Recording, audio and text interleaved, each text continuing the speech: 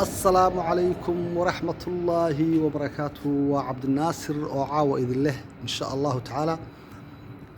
waxaan halkan caawana insha Allah idinku hayaa sidii caadada inoo ahayd barnaamijyadeennii ku saabsanaa arrimaha bulshada caawa waxaan insha Allah idin soo bandhigi doonaa qiso yar oo kooban ama hal mahmaah oo kamid ah mahmaahaha Soomaalida oo magaceeda la yiraahdo nin waliba intuu cuno ciidamiya nin waliba intuu cuno ciidamiya mahmaahdaha sidaynu hore u sheegnay waxaanu niri mahmaah kasta oo Soomaaliyeed waxa ay ku timaataa qiso bal markaa waxaynu taaban doonaa qisadii ay mahmaahda tan la yiraahdo nin waliba intuu cuno ciidamiya qisadii ay ku timid ama ay ku baxday ayaynu hadii alla yiraahdo wax ka taaban doonaa waxa la yiri inta aanan bilaabin barnaamijkeena waxaan marka hore si xishmad iyo qadarin la idinka codsanayaa intii na daawanaysa iyo inta na daawan doontaba subscribe like and share wixii fariina waxaad igu dhaafi kartaan ama igu reebi kartaan qaybta fariimaha ama qaybta commentiska waayahay inta hadii aan ka gudbo mahmaahdan oranaysan nin waliba intuu cuno ciidamiya sababtii iyo qisadii iyo madashii ay ku baxday baan rabaa inaan idin soo bandhigo waxa la yiri nin baa waxa uu ahaa inan layaal ninkaasi inan layaal buu ahaa inan layaalku waa ninka la degan reerka uu ka guursada gabadha inan layaal buu ahaa ninkaasi wuxuu ahaa nin ilaahay xoog iyo quwad iyo awood u dhameeyay wuxuu ahaa nin dheer oo aan ragga ku dhex jirin oo ka dhex muuqda marka uu ragga dhex socdo wuxuu ahaa nin ilaahay laxaad aad u weyn uu siiyay wuxuu ahaa ninka inan layaalka ah Soomaalidu waxay tiraahdaan nin kastaaba ama qof kasta oo bini aadan oo ilaahay abuurtay xanta waxbuu qayb u leeyahay qof kasta xan buu leeyahay adigaagan idaawanaya xanta bulshadaada waxbaad qayb u leedahay ma taqaanaa xantaada anigu waxbaan qayb u leeyahay qof kasta oo ilaahay abuuray xanta halka uu ku nool yahay ama meesha uu ku nool yahay bulshada uu la nool yahay dhexdeeda xantiisa waxbaa lagu xantaa maxaa lagu xantaa adiga maxaa isaga lagu xantaa maxaa la inagu xantaa qof kastaba waxbaa lagu xantaa iyo waxa la yiraahdaa fule xantii ma mooga baa la yiri fule xantii ma mooga intaasi waxaan ku darayaa insha Allah intaa waxaan ku dari doonaa ninkaasi inan layaalka ahaa waxa ku dhacay xantiisu waxay ahayd oo beesha uu la degan yahay inan layaalka uu ku yahay waxay ahayd xantiisu in la yiraahdo waa laba quwad oo waa ninka xoog weyn oo ilaa cirbaha waa wada caloolo nin dhargaba maaha inamada ay seediyaha yihiin oo inantooda qabo islaanta sadoxda u ahaa oo inanta ka qabo intuba way khajilaano marka la yiraahdo kaasaaba inantiina qabee maxaa nagala hadlaysaan ninka aan dhargin bee aanay waxba badeeqin ee xoogana inta leegay laba quwadlaha ah ee maxaan ku iraahdaa ilaa cirbaha wada caloosha kaasaaba inantiina qaba baa lagu iraahdaa lagu dacaayadeeyaa xanta intaas uu qayb u leeyahay ninkaasi markaas waxa dhacay ninkii caynka ahaa ayaa maalin maalmaha kamid ah qof kasta oo bini aadan fursad buu leeyahay maalin maalmaha kamid ah ayaa odayaashii reerka shiray odayaashii reerku markii ay shireen ee ay shir galeen reerkii abaar baa ku dhacday meeshii uu reerku deganaa baa noqotay abaar dabeetana waxa la yiri waa in reerka loo soo sahamiyaa kob barwaaqo ah oo maxaan ku iraahdaayay suugaan leh oo doog leh oo caws leh oo meel ay xooluhu wax ka cunaan leh dabeetana waxa loo igmaday sahankii in uu qaato Cabdilaba Quwadle laba quwadla la yiri adiga sahanka inoo qaabilsan sahanka adigaanu ku igmanay reerka u sahami baa la yiri sidaas uu reerkii sahankiisii ku qaabilay ninka Cabdilaba Quwadle isaga la siiyay arintii sahanka isaga la wareegay arintii sahanka reerka in loo sahamiyo reerka isaga ayaa la wareegay dabeeta Cabdilaba Quwadle waxa ku dhacay markii uu reerkii uu sahankii la wareegay gabadhiisii buu u tagay wuxuu ku yiri naaw adiga arkaya waxa la ii igmaday arinta sahanka waxaan ka doonayaa inaad ii diyaariso sahaydii aan reerka ugu sahamin lahaa ii diyaari sahayda weysada ii biye sibraarka iigu shubixii aad iigu shubayso dee waa ku ka gabadhiina wixii ay u helaysay ee sahay ahaabay isugu dubariday waa loo diyaariyay dhabbad uu cagta saaray ninkii waa dhaqaaqay wuxuu socdaba wuxuu maqnaa afar caana maal waa laba maalmood iyo laba habeen intaas uu socday kadibna wuu soo noqday markii uu soo noqday ee uu reerkii dib ugu soo noqday ayuu yiri awrta muxuu Allahumma salli ala Ahmed wuxuu yiri هلا ريركا gabadhay ka gaarisanayd gabadhii ay ka gaarisanayd ayay awrka juutiriyo ay muxuu ahaayey ay rartay aqalkii reerkii baa la raray gabadh waliba iyo nin waliba waxay rareen gurigoodii qofba qof gabadhay ka gaarisanayd bay degdeg markiiba agabkii aqalka ugu rartay awrkii dabeetana geedigii baa la isdabageliyey geedigii ayaa la isdabageliyey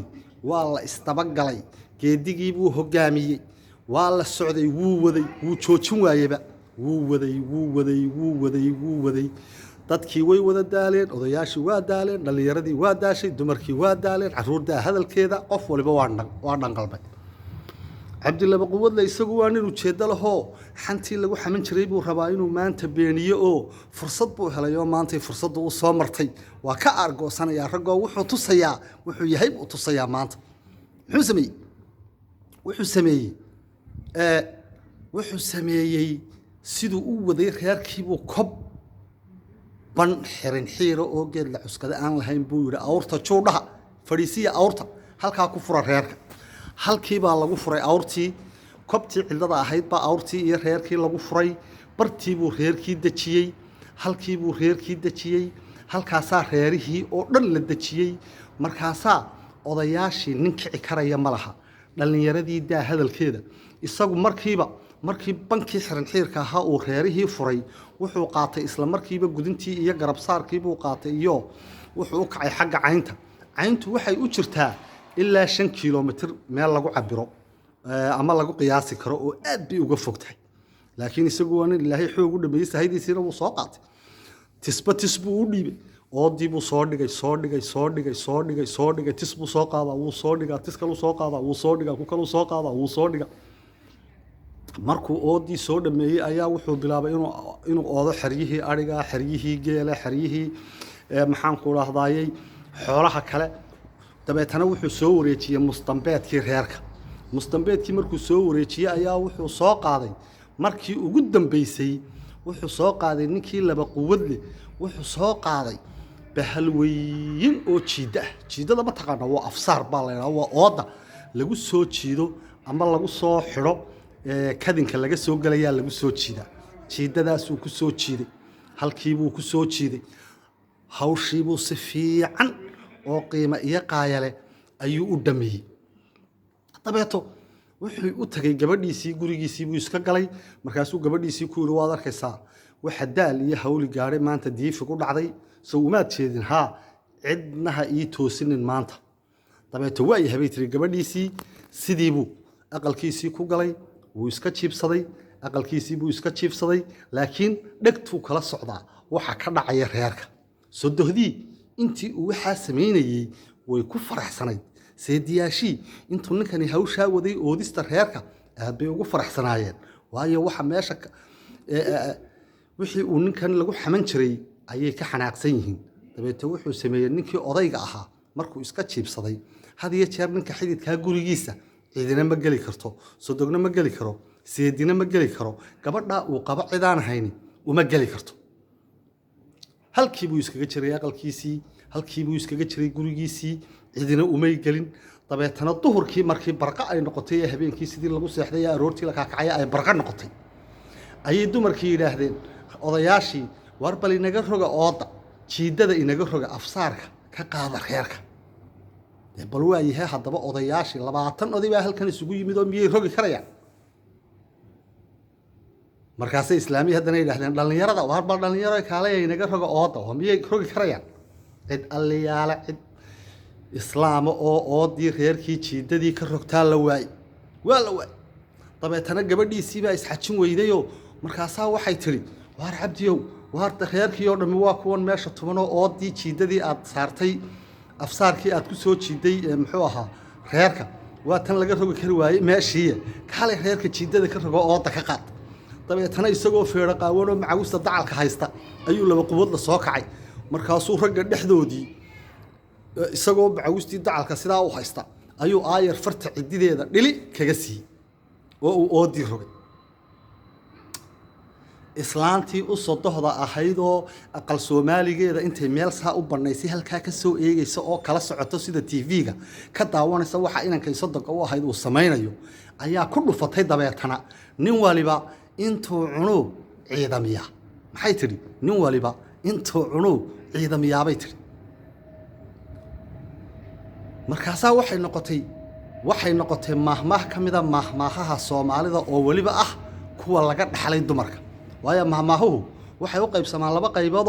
qaybna ragga laga dhaxlayo waa inta badan qayb dhan oo dumarka laga dhaxlay oo iyaduna kuwani ay ka mid yihiin iyo qaar kale oo aynu baran doonaa ama aynu sheegi doonaa ayaa iyaguna jira sidaasay ku baxday mahmaahda la yiraahdo nin waliba intuu cuno ciidamiya aad iyo aad baan idin salaamayaa السلام عليكم ورحمة الله وبركاته آدي آد باد ومهدسنتين دمانتين